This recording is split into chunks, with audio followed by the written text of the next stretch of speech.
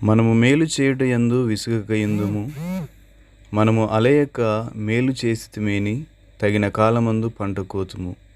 కాబట్టి మనకు సమయము దొరికిన కొలది అందరి ఎడలను, విశేషముగా విశ్వాస గృహమునకు చేరిన వారి ఎడలను మేలు చేయుదుము. గలతీలకు రాసిన పత్రిక 6వ అధ్యాయం 9-10 వచనాలు. మదర్ తెరీసా ఇతరులకు సహాయపడటంలో క్రీస్తు ప్రేమను క్రియల్లో చూపుటలో గొప్ప మాదిరిని కనపరిచింది. ఆమె పేదలకు సేవలు అందించుటకు ఎన్నో గొప్ప కార్యాలు చేపట్టింది, సంపూర్తి చేసింది. ఒకసారి ఆమె దగ్గరికి భయంకరమైన క్యాన్సర్ వ్యాధితో బాధపడుతూ మరణావస్థలో ఉండిన ఒకరిని తీసుకొచ్చారు. అతను వాంతి చేసుకున్నప్పుడు ఆమె దానిని తన చేతులతో ఎత్తేసి అతని నోటిని కడిగి శుభ్రం చేసింది. రోగి దిగ్భ్రాంతి చెందాడు. అమ్మా, తల్లి, ఈ పని నీవేలా చేయగలిగావు? ఇంతటి దుర్వాసనకు నీవేలా తట్టుకోగలిగావు అని ప్రశ్నించాడు ఆ రోగి.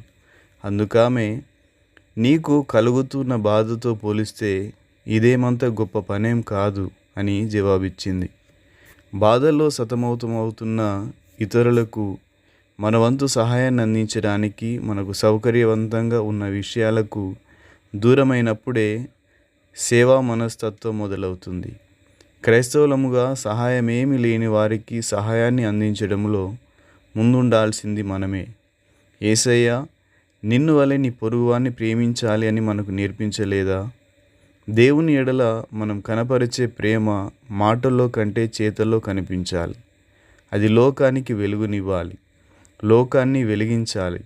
వీధి దీపాలు మౌనంగా వెలుగుతూ మనకు దారి కనబడాలని నిశ్శబ్దంగా వెలుగునిస్తాయే కానీ మేమే కదా మీకు వెలుగునిచ్చేది అని ప్రగల్భాలు పలకవు. మనం లోకానికి వెలుగై ఉన్నామని వాక్యం సెలవిస్తుంది. ఈనాడు నిస్సహాయ స్థితిలో ఉన్న ఒకరిని కనుగొని సహాయం చేద్దాం. ప్రోత్సాహాన్నిచ్చే ఒక మాట చెప్పుదాం. భుజాన్ని తట్టి ఆదరణను తెలుపుదాం. ప్రార్థించాల్సి ఉంటే తప్పక మోకరించి ప్రార్థిద్దాం. వెలుగైన దేవుని వెలుగు నీ ద్వారా వెలుగనిమ్ము. ఒకవేళ ఇతరులకు సేవ చేయడం నీకు కష్టమనిపిస్తే, యేసు ప్రభువు మనుష్య కుమారుడు పరిచారం చేయించుకొనుటకు రాలేదు కానీ పరిచారము చేయుటకు వచ్చాడు అని పలికిన సత్యాన్ని జ్ఞాపకం చేసుకో. మన ప్రభువును రక్షకుడైన దేవుడే ఇంత అనుకువతోనూ వినయముగాను ఇతరులకు సేవ చేశాడే. మనమెంత ఎక్కువ చేయాలి? ఒకసారి ఇక్కడ ఉంచబడినటువంటి వచనాలను చదువుదాం.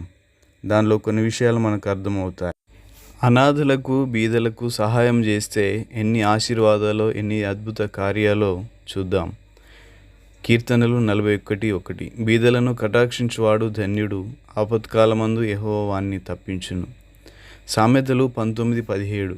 బీదలను కనికరించువాడు యెహోవాకు అప్పించువాడు, వాని ఉపకారమునకు ఆయన ప్రత్యుపకారము చేయును.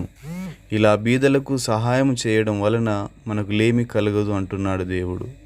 సామెతలు 28:27. బీదలకు ఇచ్చువానికి లేమి కలగదు, కన్నులు మూసుకొని వానికి బహుశాపములు కలుగును.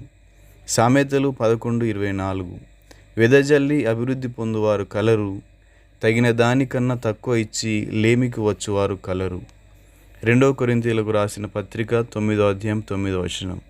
ఇందు విషయమై అతడు వెదజల్లి దరిద్రులకిచ్చెను, అతని నీతి నిరంతరం నిలుచును అని వ్రాయబడి ఉన్నది.